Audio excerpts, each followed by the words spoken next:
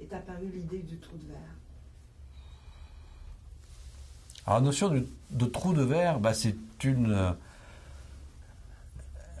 des hypothèses, en fait, je crois, les plus fascinantes de la relativité générale. Ça semble être une conséquence naturelle de certaines solutions des équations de la relativité, susceptibles de décrire l'espace-temps fortement déformé par la présence d'un trou noir.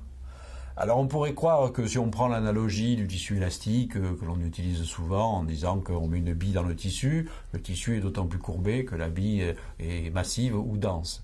Alors on peut se dire, si la bille est tellement massive, dense, qu'elle forme un trou noir, le tissu est extrêmement déformé, il va faire une sorte de puits. Alors question, est-ce que le puits a un fond ou pas?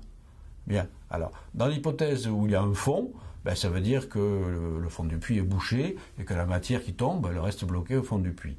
Il se trouve qu'il y a une solution des équations de la relativité décrivant les trous noirs en rotation, c'est-à-dire chose naturelle, les trous noirs, comme les autres objets célestes, doivent être en rotation, et là, le fond du puits n'est pas bouché. Alors ça veut dire qu'il va où le fond du puits? Et c'est là où intervient l'hypothèse de ce qu'on appelle le wormhole, le trou de verre, à nouveau un terme forgé par John Wheeler, très inventif toujours dans ses inventions de mots. Voilà. C'est l'hypothèse qu'en fait le fond d'un trou noir est une sorte de connexion avec une autre région de l'univers. Cette connexion s'appelle donc un trou de verre, et la sortie du trou de verre serait un anti-trou noir que l'on appelle une fontaine blanche. C'est-à-dire, au lieu d'être un piège à matière, à énergie et à lumière, ce serait un lieu d'où, au contraire, jaillirait spontanément la matière, l'énergie et la lumière. Ça suggérerait qu'on peut avoir une particule qui rentre dans un trou noir, qui, au lieu de rester bloquée, passe par le trou de verre et ressort ailleurs dans l'espace et dans le temps. Cette idée, marche sur le papier.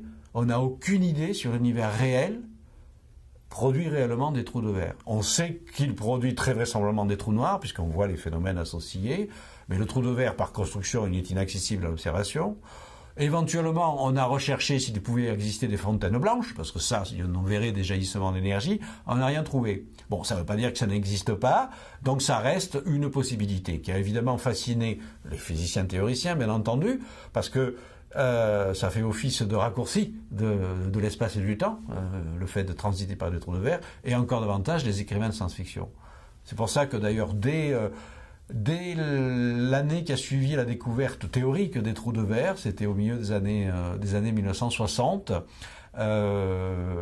Stanley Kubrick, lorsqu'il fait son film 2001 Odyssée de l'espace, avec son scénariste Arthur C. Clarke, ils entendent parler de ces structures hypothétiques et ils transposent dans le film, en l'appelant la porte des étoiles, avec l'idée qu'effectivement, si on rentre dans cette porte, on peut se retrouver ailleurs dans l'espace et dans le temps.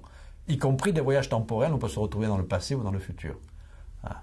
Donc c'est ça l'hypothèse des trous de verre, qui reste évidemment encore une hypothèse. Certains aimeraient bien que ça existe, parce qu'effectivement ça nous donnerait enfin accès au grand univers, c'est-à-dire pouvoir se déplacer ailleurs, sortir enfin de notre système solaire, parce que sinon nos moyens de locomotion ne nous le permettraient jamais. Et là on pourrait effectivement explorer les étoiles lointaines, voire même peut-être les galaxies lointaines.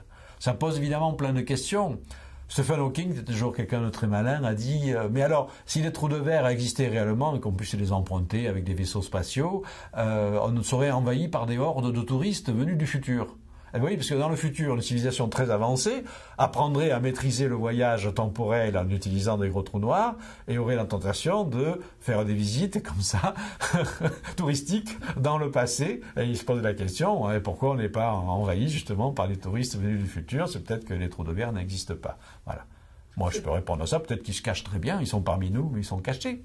Ouais, moi aussi. C'est une de mes hypothèses.